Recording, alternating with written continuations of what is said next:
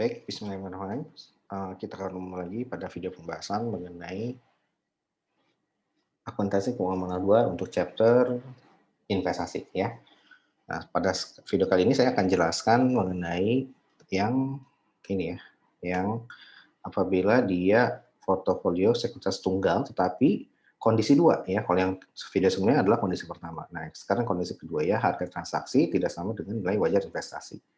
Nah, dan plus di sini, saya masukkan juga bahwa pada saat negosiasi gitu ya, dan di sini pada saat penjualan harga transaksinya tidak sama dengan harga, fair value-nya. Fair value-nya 102, di sini 103 ya, untuk harga transaksinya.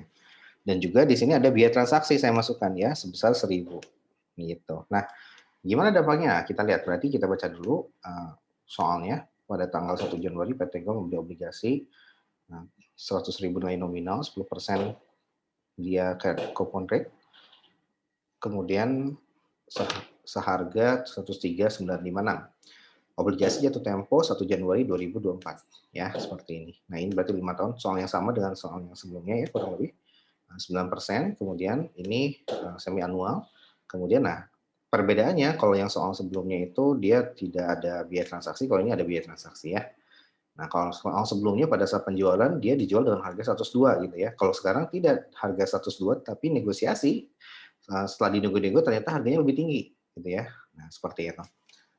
Nah, di sini juga bisa lebih tinggi atau lebih rendah daripada harga wajar ketika penjualan ya.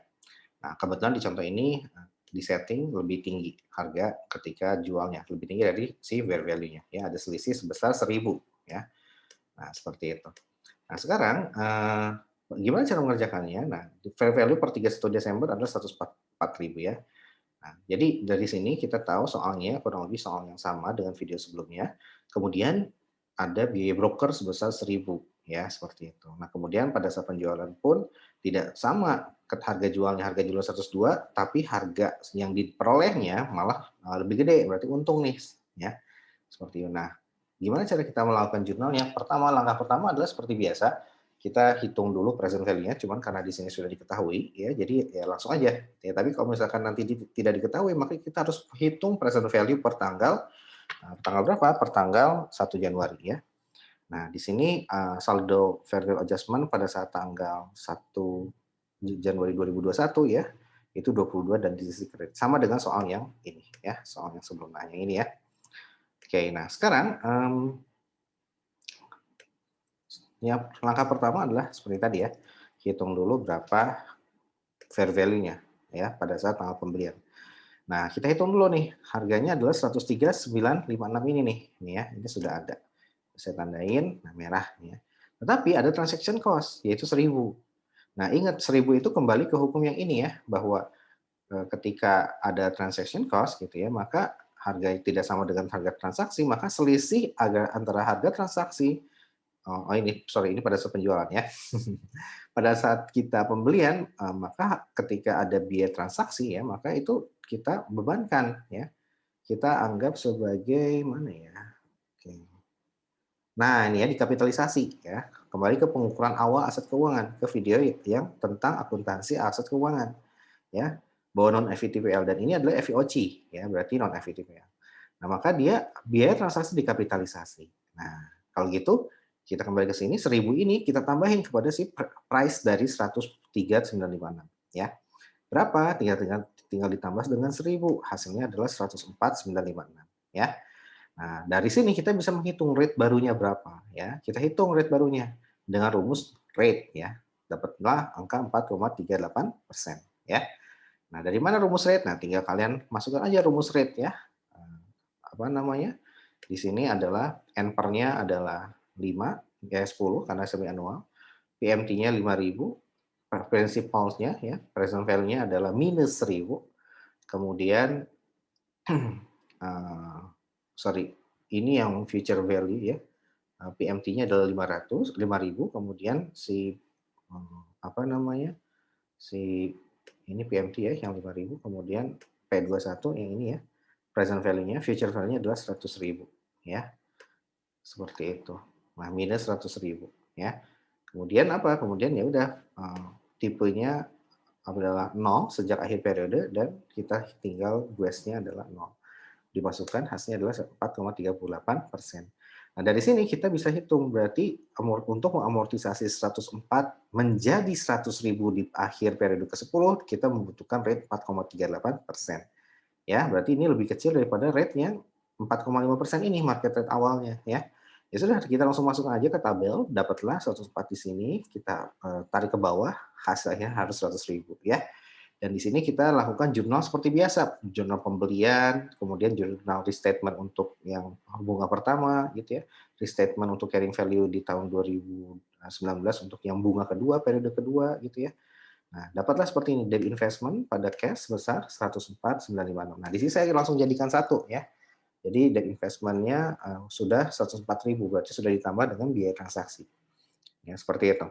Nah, kemudian jurnal penerimaan bunga pertamanya ini periode pertama sama kedua di jurnal ya. Sehingga apa? Dapatlah seperti ini ya. Dapatlah seperti ini. Jadi jurnal 1, 2 dan 3 sama dengan video sebelumnya. Ya, seperti ini. 1, 2, 3 ya. Nah, kemudian kita masuk ke restatement untuk fair value. Nah, di sini kita harus cari tahu dulu di sini berapa nih? Oh, ternyata 104.127 itu adalah pada saat akhir tahun 2019 ya, dan kita posisi 2019. Nah, maka kita lihat fair value-nya berapa? 104.000. Nah, berarti berkurang tuh ya dari 104.127 menjadi 104 aja. Berkurang 127 dolar ya. Seperti itu. Nah, dari sini saya membuat seperti biasa di account untuk membantu ya. Karena minus 127 di kredit, maka saya taruh di akhir saldo akhirnya adalah 127 ya kredit. Maka adjustment-nya selisihnya 127 kurang 0 ya. Seperti itu. Nah, kemudian yang UHGLOC karena dia akunnya bukan akun neraca, maka saldo awalnya juga 0 ya dan akan selalu 0 gitu. Nah, karena dia kan tiap tahun ditutup gitu ya, diputus. Kalau fair value adjustment tiap tahun tidak ditutup tapi dibiarkan ya, diakumulasikan. Nah, inilah ciri khas akun neraca, terakumulasi nilainya. Tapi kalau akun laba rugi selalu diputus setiap tahun. Sehingga saldo awal selalu dimulai dengan 0. Nah, adjustment-nya gimana? Adjustment-nya tinggal lawan dari fair value ya. Nah, seperti ini. Akhirnya dapat deh UHGLI, UHGLOC pada fair value adjustment. Ya, rugi. Oke. Nah, baru setelah itu gimana? Setelah itu kita lihat ya, soalnya ini sama ya, dijual pada tanggal 1 September ya. Berarti kita lihat nih antara periode 5 sama 6 ya. 1 Juli periode 5 sampai dengan 1 September. Berarti Juli, Agustus, nah 2 bulan ya, 2 bulan. Nah, kita hitung berapa restatement yang untuk penjualan. Berarti ada 2 kali restatement ketika kita mau menjual. Restatement carrying value dulu berapa, kemudian setelah itu baru kita restatement fair value-nya. Nah, seperti itu ya. Akhirnya kita hitung dulu nih, restatement carrying value-nya. Berarti 2/6 ya, langsung nih dari yang atas 2/6 dikali yang ini nih, dikali yang periode ke-6 ini ya, 1 Januari 2022. 26 kali 5.000, 26 kali 4.497, 26 kali 503. Hasilnya adalah yang bawah. Nah, ini adalah untuk restatement dari si carrying value pada saat penjualan ya. Cash, debt investment pada interest revenue. Debt investment ditaruh di sisi kredit karena apa? Karena dia merupakan premium ya, sehingga nilainya berkurang kalau premium ya. Nah, seperti itu. Nah, oke, dapatlah segini. Nah, dengan kita melakukan jurnal ini, maka apa? Maka 12743 saldo carrying value di 1 Juli 2021 akan kita kurangi dengan berapa? Dengan 168 ya. Amortisasi dari mulai mana? Dari mulai 1 Juli sampai dengan 1 September 2021. Akhirnya dapatlah carrying value per 1 September berapa? 102.575. Nah, barulah dari situ kita lakukan restatement fair value ya. 102.575 kita bandingkan dengan fair value pada saat penjualan 102. Nah, ternyata rugi itu 575. Nah, barulah kita bikin di account-nya ya. Untuk apa? Untuk kita bikin jurnal penyesuaian fair value-nya ya.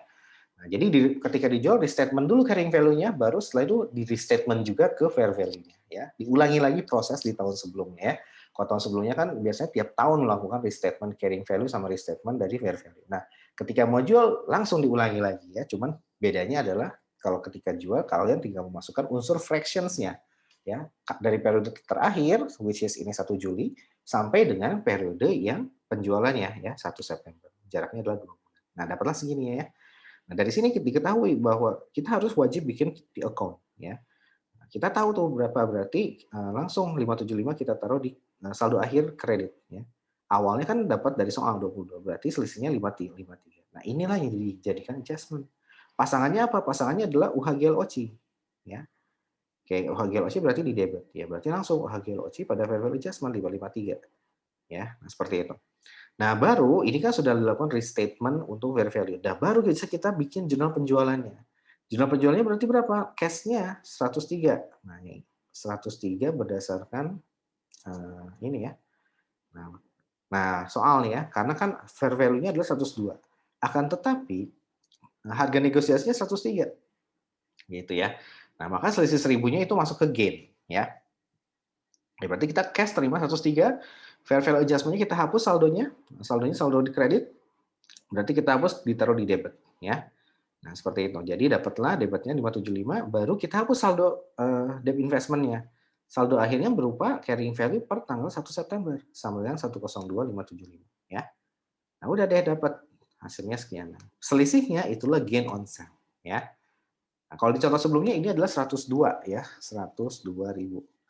Nah, gitu ya. Tapi kalau di contoh yang sekarang tidak memakai angka harga transaksi, tapi tidak memakai angka fair value, tapi berdasarkan nego. Ternyata perusahaan maunya bonafit gitu ya, sehingga dijualnya di atas harga pasar ya, sehingga dapat lagi. Nah, dari sini belum cukup nih penderitaan kita. Kita harus bikin journal recycling-nya ya. Sebesar apa? Kita balik aja yang fair value adjustment-nya ya. Nah, jadi karena fair value adjustment ditaruh di debit, maka recycling-nya ya udah kita realisasikan porsi UHGLOC-nya ya dengan menaruh di kredit ya. Berarti nanti pasangannya dari realize-nya di debit. Nah, inilah berarti menunjukkan loss ya. Seperti itu ya, loss ya. Jadi ditransfer dari AOC ya ke si apa namanya? Order income ya, ke si order income. Nah, itulah gunanya journal recycling ini. Jadi ditransfer ke order income ya. Sehingga ini masuknya nanti order income ya, OI. Nanti masuk lagi ke retain earnings ya. Tapi kalau udah masuk ke order income berarti kena pajak dulu gitu ya. Oke, ya itulah journal recycling untuk mereclass dari OCI ke net income atau ke order income. Nah, barulah kita bikin jurnal penutupnya. Nah, jurnal penutupnya berarti kita harus satu persatu tuh identifikasi. Gain on sale. Nah, ya ini kita tutup. Kemudian mana lagi? Kemudian realize juga kita tutup ya. Nah, barulah kita tutup pada apa? Ini pada retain earnings ya. Oke. Nah, berarti apa kalau dia di debit berarti ini loss. Gain kan selalu di kredit ya. Berarti ya udah kita tutup aja. Kalau kita tutup berarti ya gain on sale-nya kita taruh di kredit di debit ya, baru ditutup ke retain earnings ya. Kalau kita satukan seperti ini jadinya. Gain on sale 1000 ya tinggal dibalik aja. Ya, kemudian juga realize-nya kita balik aja, taruh di kredit. Sisanya selisihnya adalah retain earnings ya. Nah, ini berarti saldo kredit berarti masih ada laba ya. Laba sebesar 425. Nah, barulah kita tugas kedua kita melakukan penghapusan dari penutupan dari UHGLOC ke AOC. Nah, kita perlu bantuan lagi. Bantuan apa? Bantuan T-account ya, seperti ini ya. Nah, UHGLOC kan kita berarti masukin lagi nih poin-poin yang transaksi yang ada UHGLOC-nya di tahun 2021. Sudah kita masukkan tuh, awalnya kan 553 pada saat penjualan ya di debit. Nah, ketika di recycling 575 nih ya, di kredit ya seperti ini. Sehingga ada saldo kredit ya. Saldo kredit kita pastikan lagi sama nggak dengan si fair value adjustment awal tahunnya ya. Oh, awal tahunnya kredit, Pak, gitu ya. Sorry, AOC awal tahun ya, sorry ya. Jadi kita lihat, nah AOC awal tahun itu dapat dari mana? Dapat dari pasangannya dari fair value adjustment ya. Jadi kalau fair value adjustment kredit berarti AOC-nya tanggal 1 Januari di debit ya 22. Nah, berarti nanti kita tutup kan UHGLOC itu kita tutup pada apa? Kita tutup ke AOC gitu ya, ke AOC. Ya udah berarti kita tinggal lihat nih pasangannya ya. Jadi saldo akhir UHGLOC 22 ya. Dan kita lihat saldo awal AOC adalah 22. Nah, berarti ini harus balance ya, harus balance ya. Kalau nggak balance berarti perhitungan kita salah. Ya, karena udah balance berarti ya bisa kita tutup. Kalau kita tutup berarti tinggal dibalik aja. Saldo debit saldo kredit berarti tinggal ditutupnya ke debit ya. Debit pada AOC di kredit ya. Nah, dari situ kita bisa jurnal seperti ini ya, UHGLOC ya di debit ya karena dia kan saldo kredit. Maka ketika ditransfer ke AOC tinggal dibalik aja. Gitu ya. Berarti tinggal ditaruh di debit ya pada AOC di kredit. Dengan seperti ini, maka kita hitung nih ya, variable adjustment-nya 0 pada saat akhir tahun. AOC-nya juga 0, UHGLOC-nya juga 0. Nah, seperti ini kita sudah benar melakukan perhitungan jurnalnya.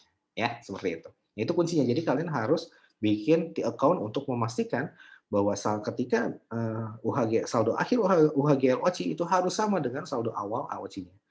Nah, saldo awal AOC tentunya mengambil dari saldo awal, lawan dari saldo awalnya fair value adjustment.